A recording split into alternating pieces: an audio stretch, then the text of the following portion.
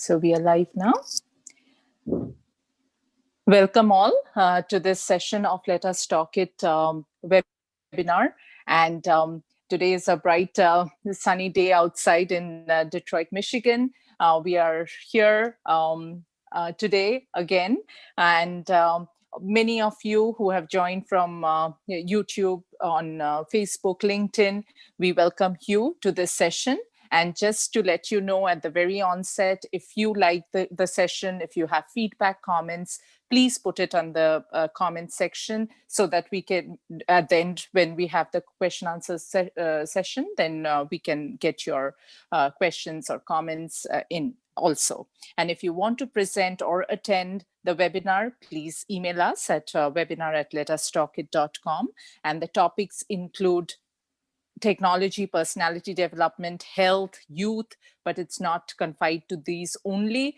Any new topics, any new ideas, we are open to have it. So please put in your comments, your suggestions, and we also go live, as you know, on Facebook, YouTube, LinkedIn. And please join us, be with us, and definitely support us. It is a knowledge sharing platform. It's free for all. You can ask your colleagues, friends, whomever you think good about or may benefit. Please share the link, and it would be great. A community activity as well.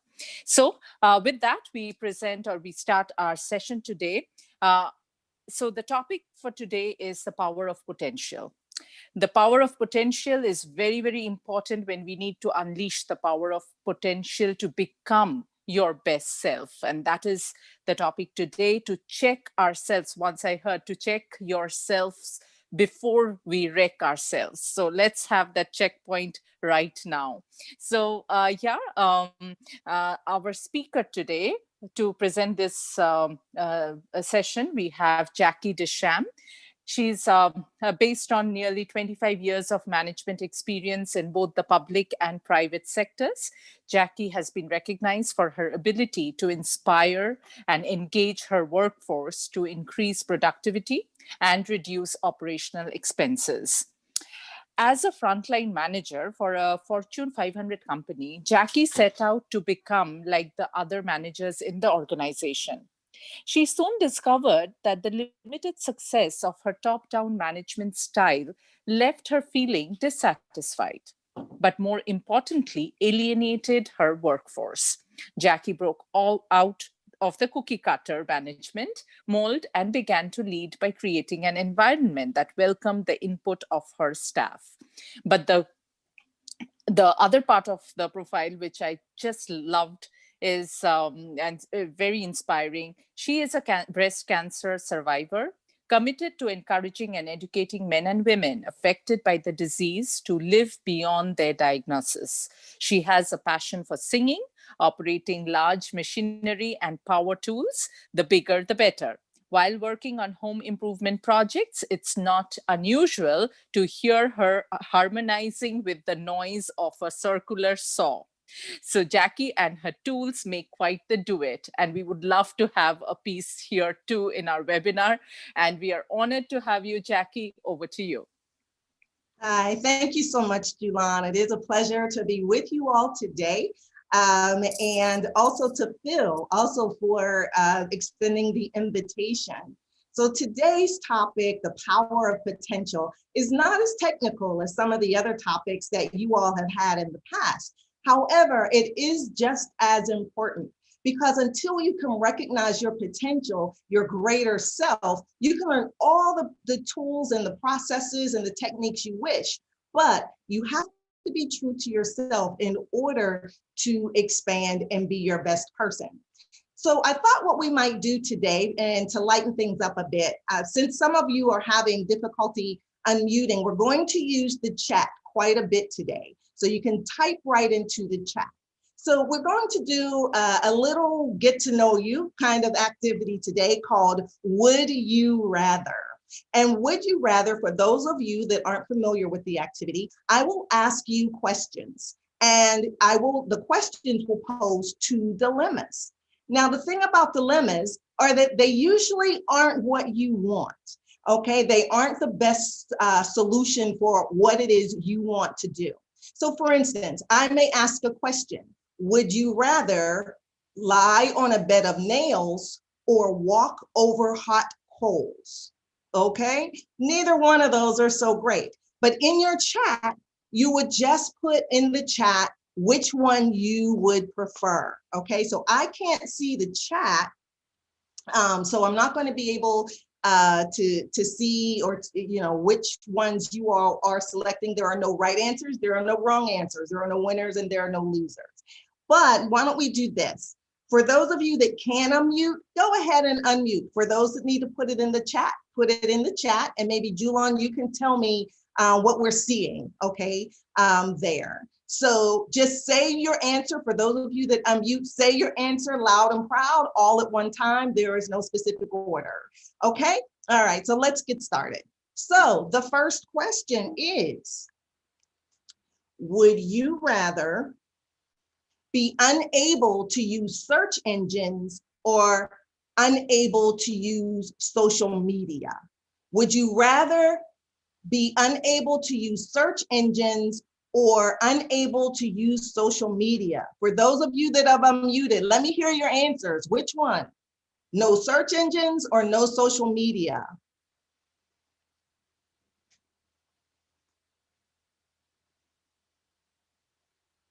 Julon, what are we seeing? I'm not hearing anybody. No, but the chat they are writing. Okay, what do we Their have? chat, we have Amruta saying, I would rather be unable to use social media. Mary says unable to use social media. Junior says Ooh. search engine. Keshet says no social media. Charanya says no social media. Oh, okay. Yeah. Oh, okay. So social media may not have the glamour and glitz it used to, looks like, using the search engines. Okay. Right. All right. So the next question. Would you rather suck on a dozen lemons or peel a dozen onions? Ooh, this one's Ooh. tough.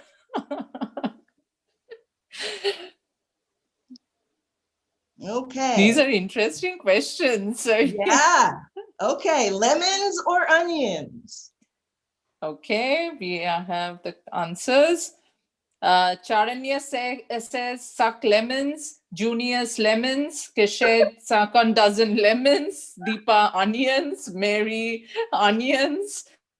Peel onions. Amruta, I would rather suck on a dozen lemons. Oh, okay. Look, so pucker up, y'all, because a lot of y'all like lemons. All right. Mary's brave. Peeling onions. Okay. All Deepa right. also says onions. Yeah. Oh, okay. Wow, some brave people. All right. Okay, two more. Okay, there's the next one. The next one is, would you rather type code with two fingers or have to reboot your computer every 15 minutes? Type code. Right, code with two fingers or reboot every 15 minutes. Junior says type code. Ooh, it's gonna be a while before y'all get that program. Okay. We can't have that patience for 15 minutes reboot.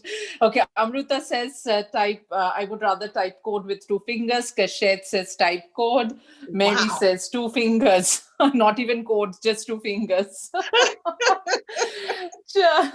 Charanya says type code. Phil John says type code. Vaishnavi says type code. Yeah. Wow. Okay, so y'all are primarily typing code. It's gonna take a minute, okay? But you're gonna do it.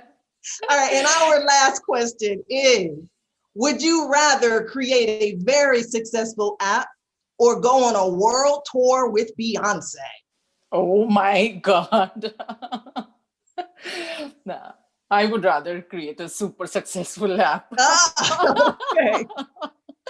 Okay, let's have the answers come in. Amruta, create a very successful app. Everybody wants their own successful app. Charanya says successful app. Deepa says app. Phil says app. Go with the Wow. app. Mary says app. I can reap financial benefits. So no doubt everybody is on the same track. Oh, okay. So you all will Kesh- put, okay, no. Kashette, Kashed wants a world tour with Beyonce. okay, Kashette wants to hang out with Queen Bee. Okay.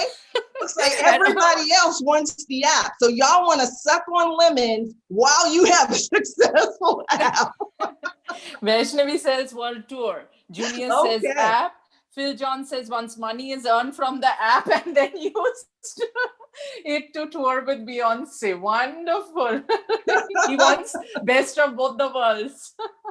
Okay. Best of both worlds. All right. So, we've brought some levity here. And that is because you might be asking, what do these questions have to do with potential? Okay. And striving for my potential. They absolutely have everything to do with it. Maybe not these questions. Again, these are lighthearted.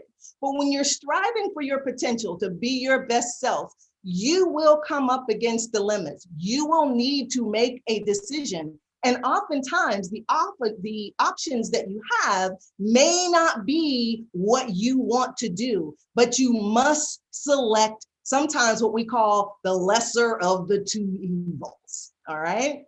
Okay, so now, all right, we have some celebrities here. We have Oprah, we have LeBron James, we have Elon Musk, Katy Perry, and Bill Gates. If you would, in the chat, what is the first thing that comes to mind when you think of any one or more of these people? What is it? Just type in the chat what that might be. And and Julan, if you can kind of help me out with the chat here today, it'd be great.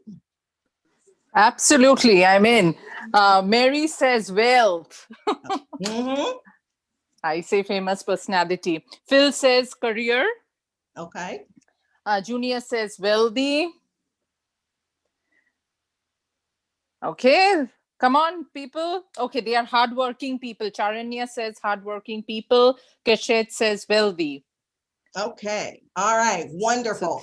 So all of those responses are actually accurate. Okay. Whatever comes to mind. So all of these folks, yes, they all may be wealthy, but they all come from different areas. They all have different backgrounds. But the one thing that they all do have in common is regardless of where they are in their careers, they continue to strive to do more, to think better, and to do better, and to be their best selves in everything that they do.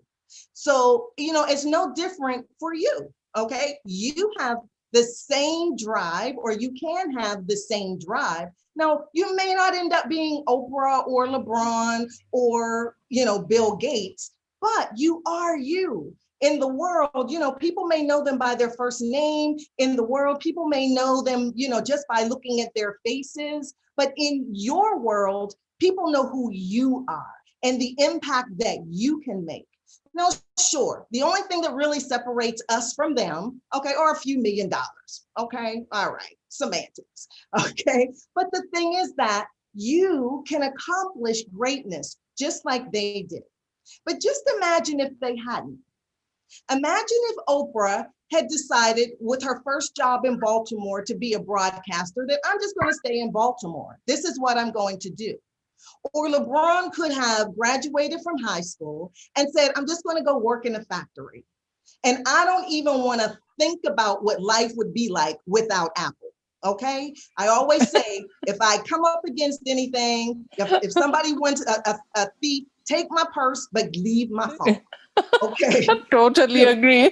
Yes, exactly. So that's just it. They looked beyond their circumstances. And so that is what we're going to go with today, is teaching you some tips and techniques to go beyond your circumstances. So the definition for potential, since we're going to talk about potential, let's define it. So the Merriam-Webster Dictionary defines potential as your unrealized state or existing impossibility. Sounds wonderful, all right? But I like to keep things real simple. So I came up with my own definition, 2 words. Potential to me is untapped creativity, because potential and creativity go hand in hand. You can't have one without having the other. So you might also be saying, well, Jackie, we're in a pandemic. You want to talk about potential. You want us to think about our best selves. We've got civil unrest. People are losing their jobs. Is this really the best time and the best topic? And my answer to you is a resounding yes. Because in times of difficulty, in times of challenge, is when the best innovations come about. Because people have to now think of alternative ways of doing things and of being who they are. So for instance, what you see here is a picture of a glass house. These glass houses were constructed in Amsterdam at some of the restaurants because during the pandemic, people said, we still want to go out and be with our family and friends, but we also want to be safe. So they invented these glass houses so people could go out and socialize and stay socially distanced. These are robots. This is a picture of a robot that delivers groceries to people's homes. And I'm sure you've heard of that before, the use of robots making deliveries. But with the pandemic, robots are being used more and more to protect people from the spread of the virus. We even have drones that are making some deliveries. We got whoever's doing it has some, some tweaks to make to it, but they are being used. And the one that I really like are the masks.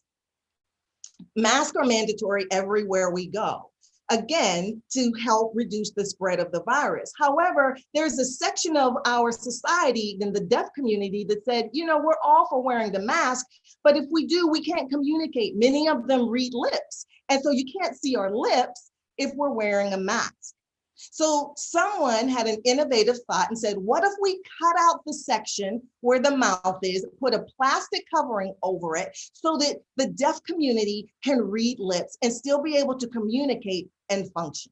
So these are just a few of the innovations that have come out of challenging times. Again, this is a graphic that just shows the importance of potential and creativity. They go hand in hand. You can't have one without the other. You will hear me use those terms interchangeably today. So if I'm talking about potential, I mean creativity. If I talk about creativity, it's the same as potential. One of the things that I looked up some things about Cogent IBS, and you all have a 3C principle. And this is so awesome for an organization to have. One is clarity, one is connectivity, and one is creativity. I love it because creativity is needed in any organization so that the organization's workforce can carry out its work, particularly in your field. Because organizations want the best out of their employees.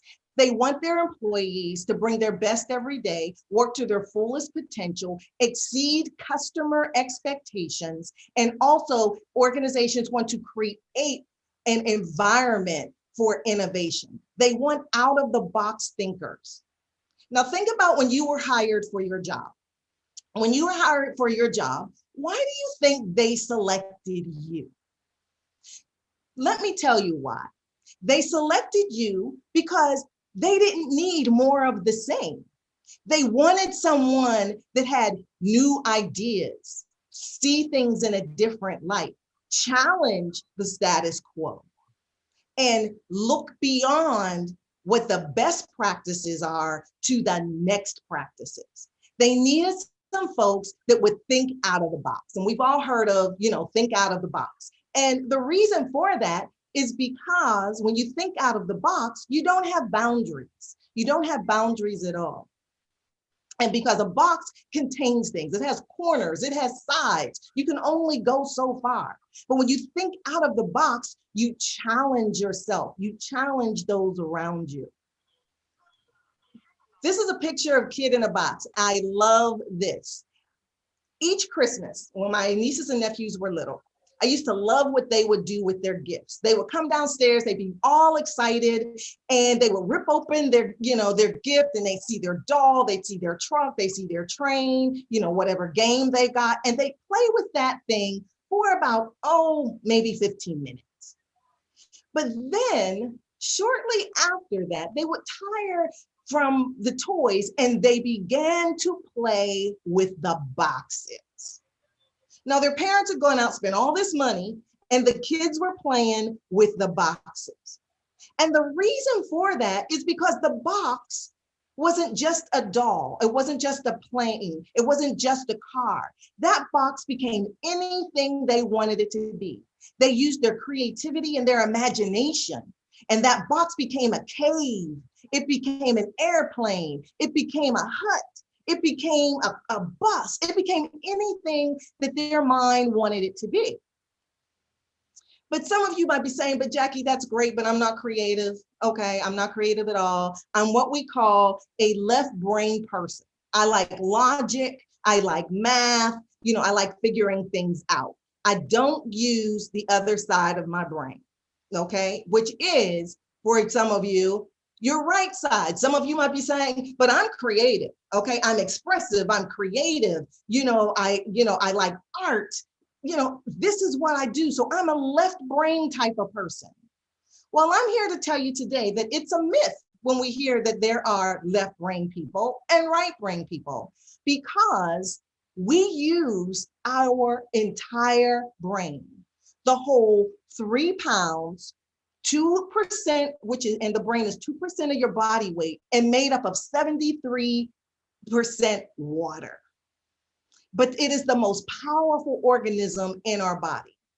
So although you say you might be more logical, you are also using the other side of your brain, because the brain sends neurons back and forth across the entire brain, even when we're asleep.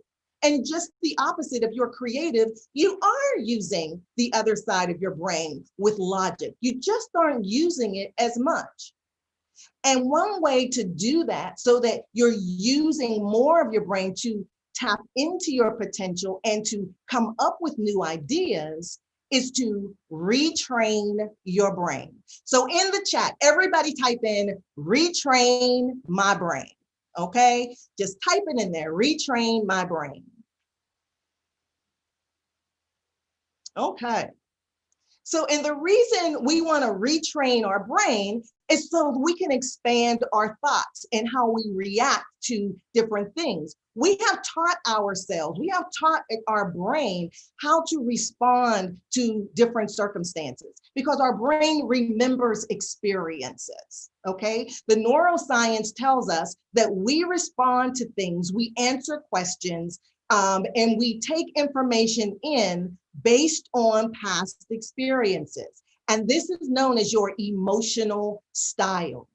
Your brain knows how you are going to respond. Your brain knows how you're going to act, and the type of answers and how you will answer a particular question based, again, on past experiences.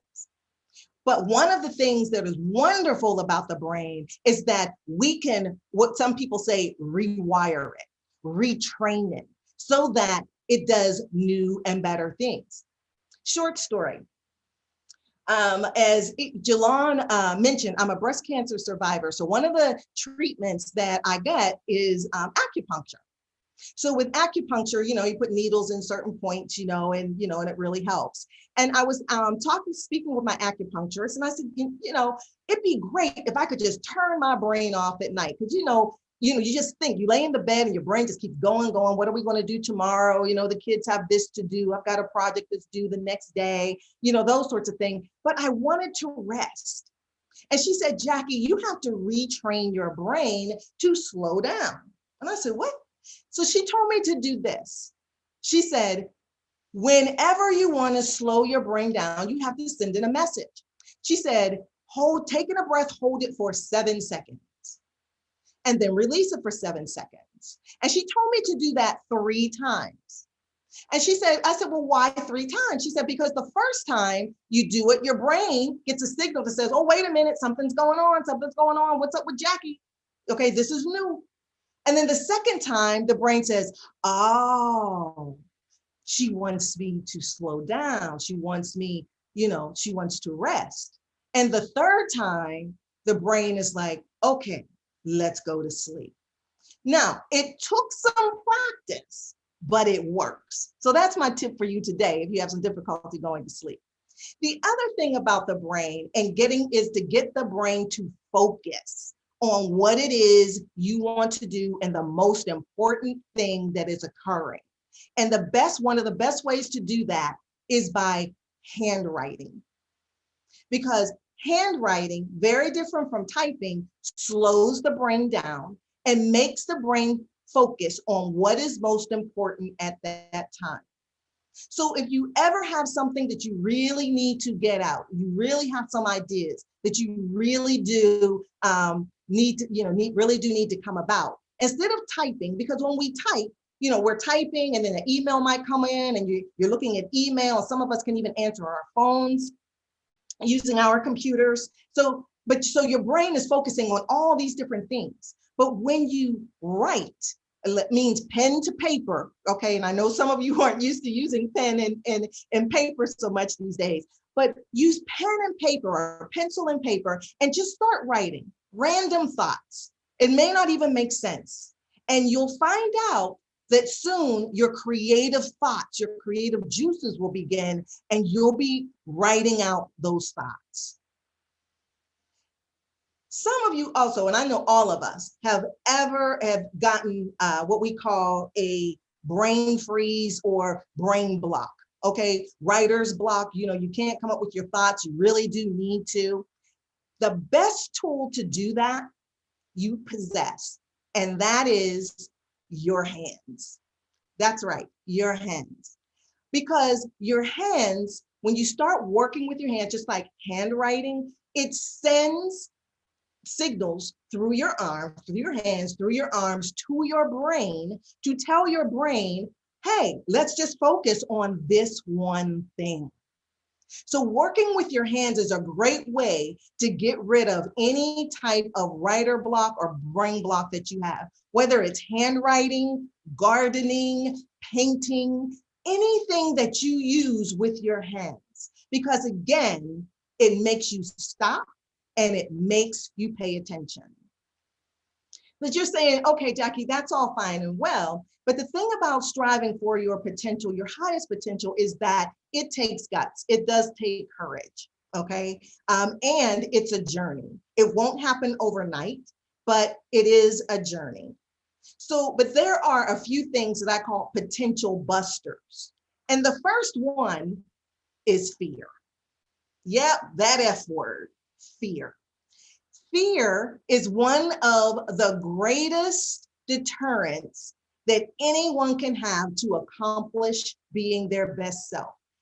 Fear has sabotaged the careers of thousands, if not millions of people, because it causes you to stay where you are and say, I'm not going out there. Something might happen to me. I'm not going to do that. It might not work. I'm not going to do that. I can't do that. I'm going to stay right here, because we become comfortable with our current state. However, one of my fellow speaker colleagues, her name is Robin Hatcher. She's a writer and she used to write for soap operas, and now she's a speaker. She came up with one of the best acronyms for fear, and that is failure to envision an alternate reality. Failure to envision an alternate reality. Failure to look beyond the here and now to what might be possible. I love that. So we could talk about fear. That's a whole nother presentation, but we're not going to do that, okay? So we're going to move on. And the second potential buster is comparison. Now, comparison's a good thing. There's nothing at all wrong with comparing yourself to others, but you also have to be careful about comparisons. Comparisons can be very useful, but they can also be very dangerous. You see, because typically when you're comparing apples to oranges when you're looking at people. What you're looking at is their success, okay? So if I compare myself to Oprah, I might compare myself and say, okay, I like what she did with her career. Okay, she started out small. She's a philanthropist. She gives back. I might say, you know what? I might want to consider some of those things. Might want to benchmark Oprah, and that's okay. But what's dangerous, or what could be dangerous, is if I say, I have to do exactly what Oprah did right now. I have to, the reason I can't be Oprah is because I don't have the money she's got. I don't have the resources she has. I don't have the talent that she has. But the thing is that Oprah wasn't always the Oprah Winfrey that we know today. Okay. Oprah started out small. Okay. There's a verse in the Bible that says, forsake not the day of small beginnings. That's where you learn. That's where you cut your teeth. That's where all of your mistakes, a lot of your mistakes, okay, will be made. Okay, and doing that. So I heard someone say that when we see successful people or people we admire, we see their glory, but we don't know their story. See, we see their glory, we see their successes, we see them before the big crowds, we see them being innovative, we see them getting the promotions. But what we don't see are their failures. We don't see the tears. We don't see the rejection. We don't see the stumbling blocks. We don't see the mistakes that they've made. We just see the here and now. So we're comparing apples to oranges. So be very, very careful, because it is a potential buster. The other, and this is one that is so difficult, and I sometimes get wrapped up in this too, is self-doubt. Self-doubt, of all the potential busters, is one of the most difficult to change because it's a taught behavior. Yeah, we have taught ourselves to be our own personal bullies. Yep, because self-doubt says things like, okay, I'm going to enter the competition. But then once you're there, you go, ooh, what if I'm not good enough? Or self-doubt says, oh, I'm going to start my new business. And then as you begin to do it, say, oh, what if it's a failure? Or self-doubt says, I'm just not good enough to do that. And so you just stay where you are. The thing about self-doubt, and again, it's about changing your brain, retraining your brain, is to tell yourself just the opposite. Because who told you that you weren't going to be successful? So when you have those thoughts and you say, well, what if no one likes it? Change it around and say, well, what if they do like it? Or instead of saying, I'm going to be a failure, change that around, the thinking, to say, you know what? I'm going to be a success. Or instead of saying, if I take that leap of faith, I might fall. But change that way of thinking around to say, if I take that leap of success, I may just soar. You see, when you strive for your potential, it takes courage. And it takes courage because you have to leave your comfort zone, what you're familiar with, okay, and all of that. So it takes courage. You can't be comfortable. So one of my favorite people, her name is Brene Brown. And Brene Brown is a vulnerability expert. And Brene Brown says, you can choose courage or you can choose comfort, but you can't have both. So if you are going to strive to be your best, okay, achieve your highest being, then what you need to do is become very uncomfortable. And a lot of that means that you'll have to leave some of the people that you know behind, because not everyone is going to support you. And that means that you have to have the courage to move forward. This is a picture of my sister, Linda. I love my sister. She's probably one of the most courageous people that I know. And she's had a lot of hardships, but she's overcome them all. And one of the ones that she had, short story, one of the ones she had is when she got divorced. She found herself divorced with no money, 3 small kids, having to move in public housing, and to rely on public assistance. Now, this was a world that my sister was not familiar with at all. She had gone from living in a house that she owned to living in a place where no one owned their own homes. Very few people had steady jobs, okay? And it wasn't the safest place to raise her kids. But Linda found out about a program where she could get a secretarial certificate. But the only thing was that it was 3 hours away and it met on the weekends. So Linda said, well, what am I going to do? Okay, I need to get this certificate. I know that I can do better. So one of her friends said, I'll keep your kids for you on the weekend so you can go to school. So for 10 months, Linda saved up her coins, her money to put gasoline in her car, traveled 3 hours to her class on Friday, and then returned home on Sunday and studied during the week so that she could get her certificate. The people around her that lived in her housing development said, you know what, why are you doing that? Nobody ever leaves this place. You think you're better than us? You don't have any time for us anymore. But Linda did not let that deter her. She said, nope, I'm going to do this. So 10 months later, Linda got her certificate, and she got her certificate. She got a better job, saved up enough money to get her family out. And from that point to this point, she has had so many successes because she didn't let fear stop her. She didn't compare herself to others. She busted through her own self-doubt and those naysayers. So today, Linda is a successful entrepreneur. She sells clothes and jewelry, and she most recently got ordained as a minister. So we're really, really proud of her. But the other thing that Linda did was she progressed. And with potential, you have to progress. So in this graphic, it shows the cycle of progression. So I like to say that healthy things grow. If you're healthy, you must change, okay? Because when you grow, you change. And when you change, you will be challenged. Remember the dilemmas that we came up with. So you will be challenged by things that you may or may not be familiar with, or people, okay, or new opportunities. And then those challenges teach you to trust, because you now have to trust yourself and your ability to do that which you set out to do. And when you trust yourself, you become obedient to your new self, who you are becoming, because healthy things grow. But here's the thing.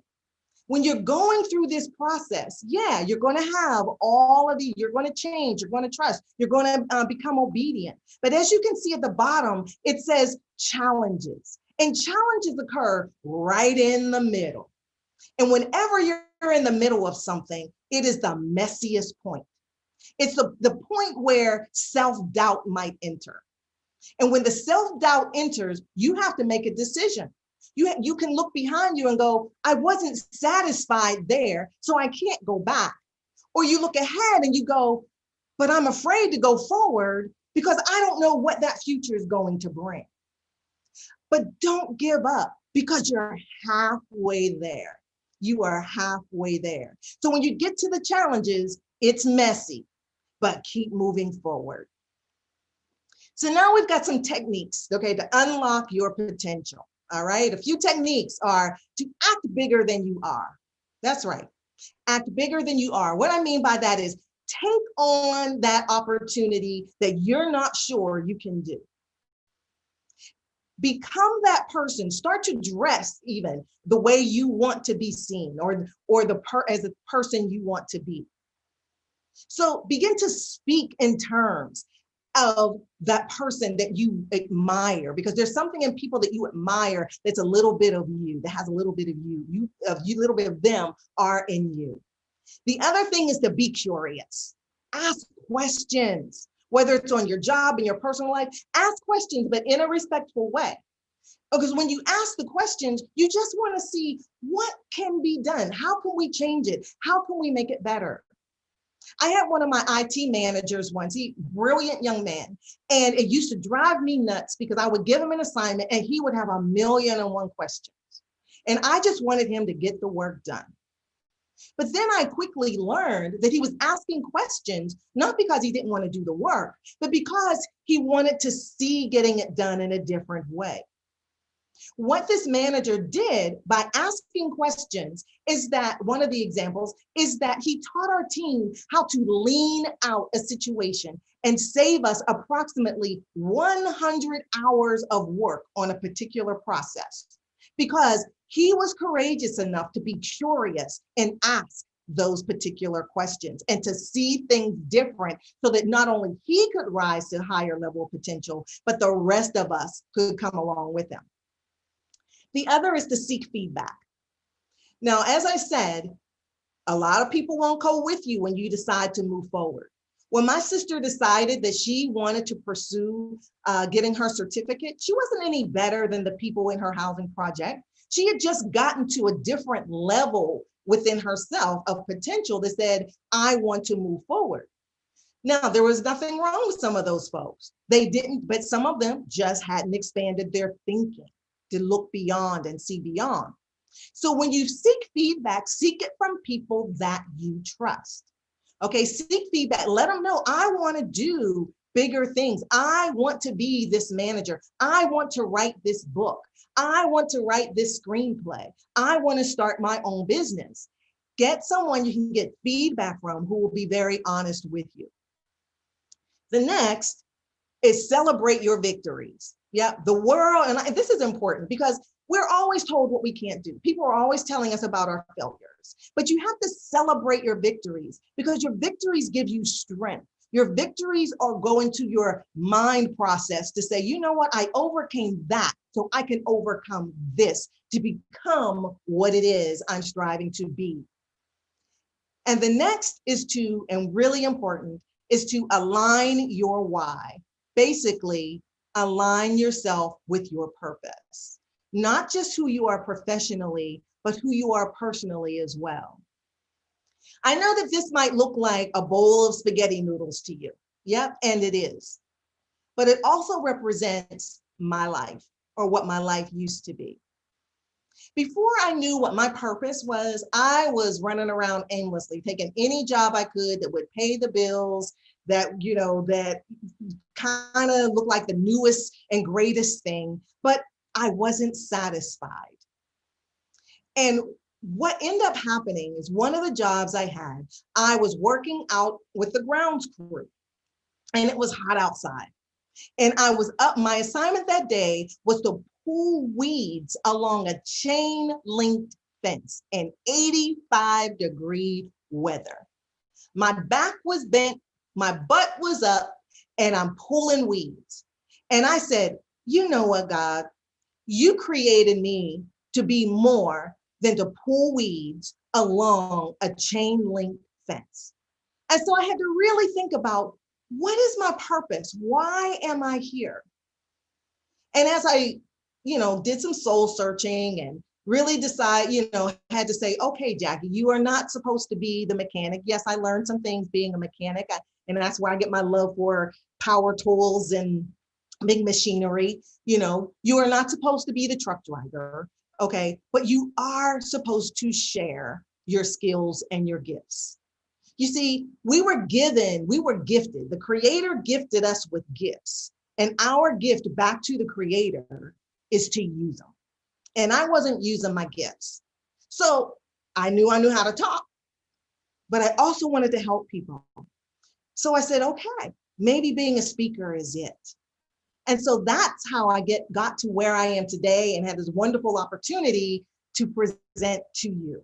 So I don't know what your chain linked fence experience might be, okay? Or if you're still soul searching for your purpose, but until you align your purpose with who you are, you really won't be able to strive to be your best self. So I want to leave you with a few resources. So a few resources to help you to strive to experience the power of your potential. And these are all books. One is called The Artist Way by Julia Cameron. And she uses techniques, and you can use techniques that she outlines in her book to tap into your potential, okay, by seeing things differently, by retraining your brain. A lot of the things we talked about today. The other is The Discipline of Now. The author is Eric Twiggs, and he is a procrastination expert. He teaches you how to bust through your procrastination, to tap into your potential, again, to be your best self. And some of you may have heard the book Year of Yes by Shonda Rhimes. She's the executive producer of like Grey's Anatomy and How to Get Away with Murder. And her book is fascinating because it talks about how even her, with all of her celebrity, was afraid to really expand and to accept engagement and new opportunities, and how she operated out of fear. For 1 year, she didn't turn down any opportunity. She said yes to everything so that she could grow and to expand. So I hope that something has been shared with you today. I hope that we have some questions out there that we might be able to answer to help you to expand into your best self. And my contact information is here. This is just a picture of me in a bulldozer that I got to operate out in Vegas. It was one of the highlights of my life. Because again, I love big machinery. And so my contact information is there. I'd love to have you to be on my mailing list. If you'd like to be on my mailing list, just send me an email to JackieDeschamps@gmail.com and just say, place me on the mailing list. Okay, I'd love to hear from you. So with that, Julan, I'm going to send it over to you. Thank you, Jackie. I mean, literally from the start till right now, you just kept me hooked to the screen. I mean, as much as we want to do try to do multitasking, just I couldn't move my head. So, so when a speaker speaks with this much of conviction and believe in what you're saying, this resonates with your audience. So true. Excellent presentation. Thank you, Jackie. And before we go into the question answer session, I'll just remind everyone who has joined on Facebook, YouTube, please send in your comments, feedback. We'll take it in. And if you cannot, then you can email at webinar@LetUsTalkIt.com. And if you want to attend such webinars, amazing webinars, I would say, please.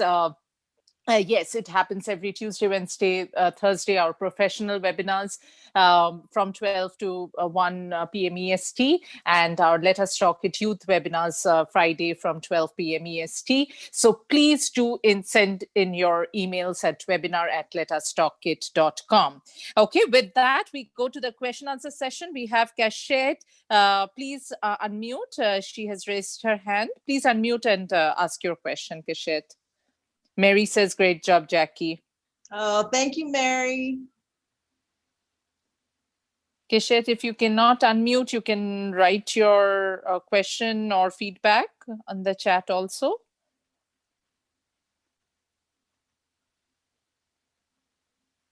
Okay, anybody else has any question? I see some new names too.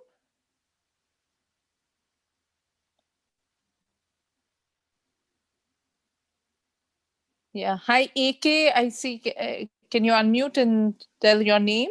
Or I would really like a feedback from juniors, since you are in the same field. What's your take on this? Short answer, I thought it was fabulous. Oh, thank you, Junior. I thought it was fabulous. I mean, I like the fact that I thought it was fabulous. That's it. One word, and that explains everything. I so much agree, Junius. Yes, fabulous it is.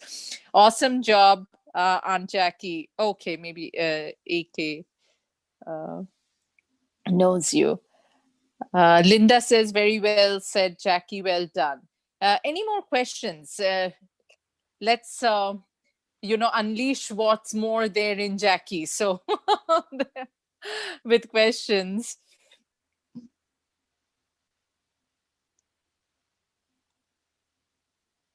Okay, if not, then I'll ask Jackie if you can, just at our most downtime, everything is good. We feel very positive when we have things going on right.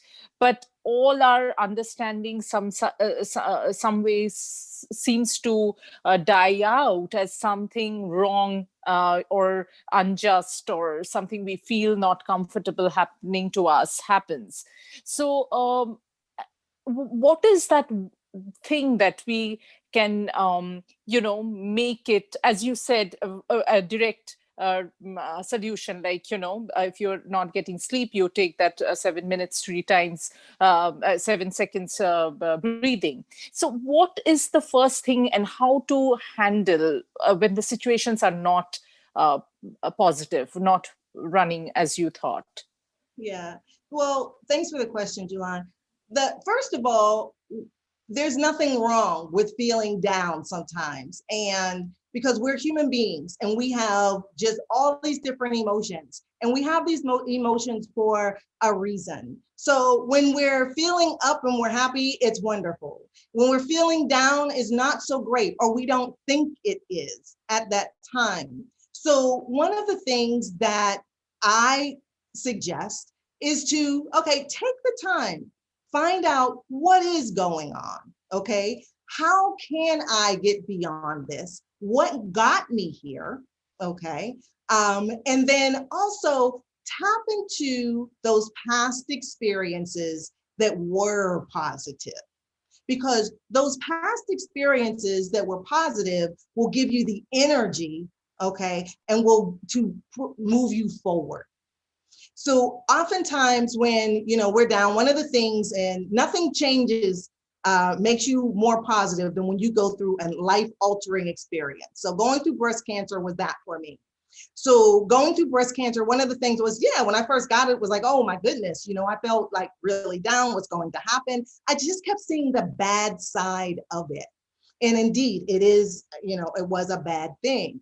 However, you have to get into your mind, okay, and retrain your brain, okay, to say, what if, okay, what if I come out on the other side of this bigger, stronger, better?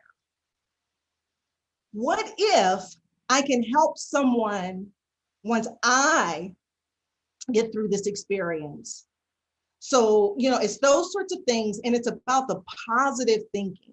So again, we all have down times. Okay, it's gonna happen. We're just humans, it's life. Okay, but it's about thinking about the other side of it too, and not staying down too long.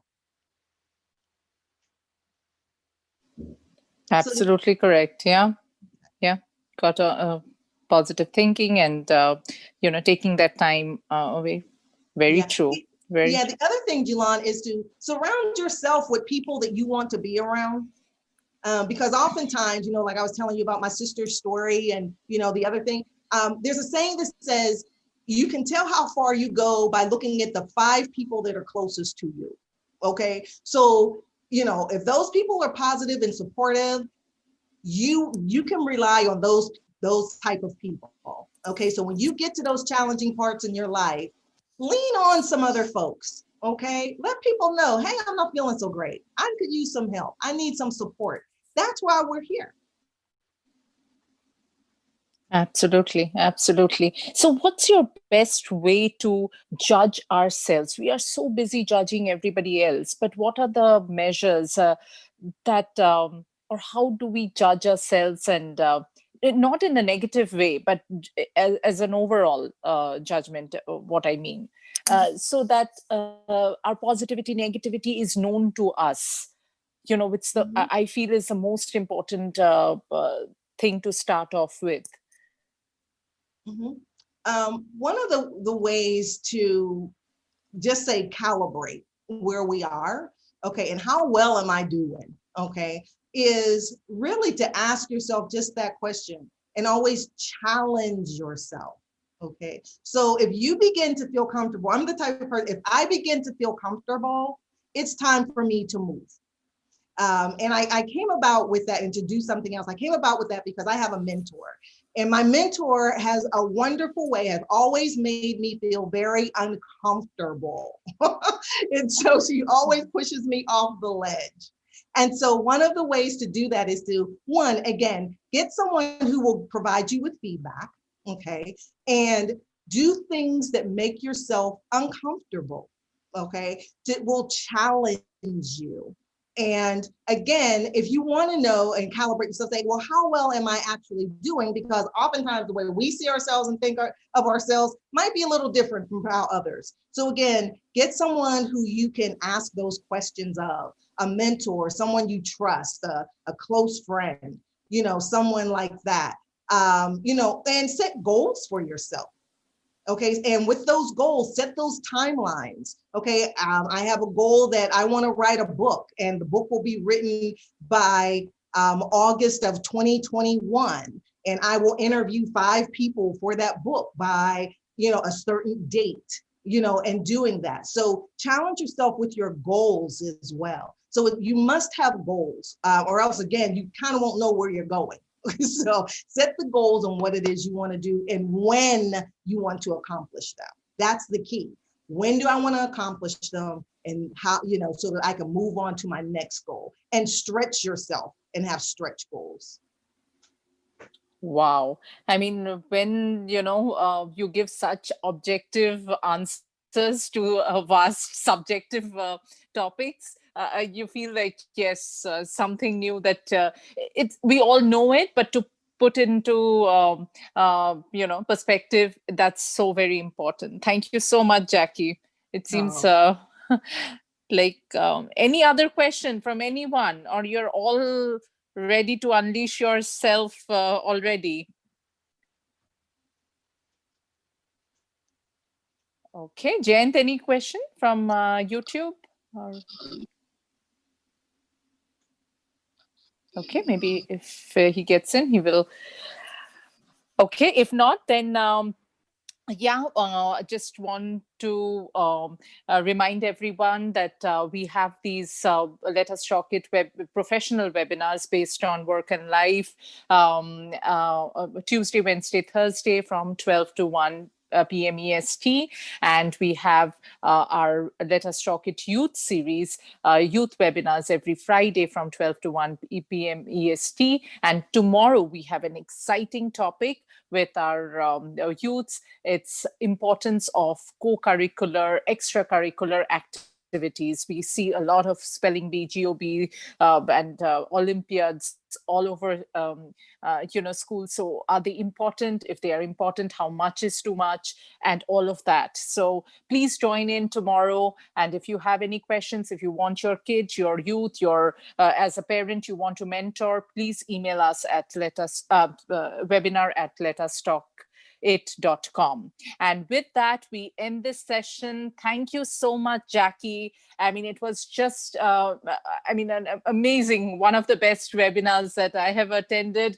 It was like, had the full momentum. And thank you, audience, for being so patient. Thank you for joining in today. And we hope to see you again tomorrow. And and everyone, have a wonderful rest of your day. And others who have joined in from India, a very good night. Thank you.